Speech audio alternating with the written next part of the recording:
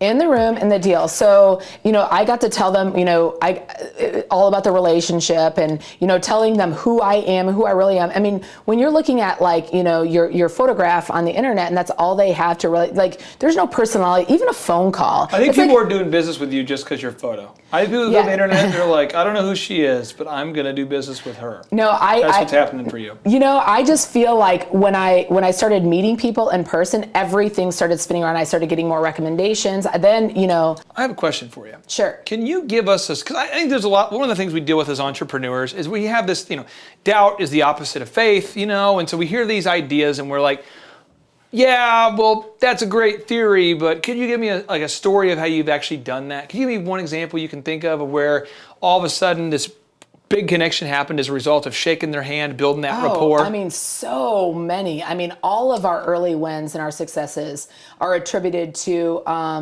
conferences and trips and, I mean, 1 year, we just invested everything back into me, traveling. And I was in Miami. I went to the Mom 2.0 conference.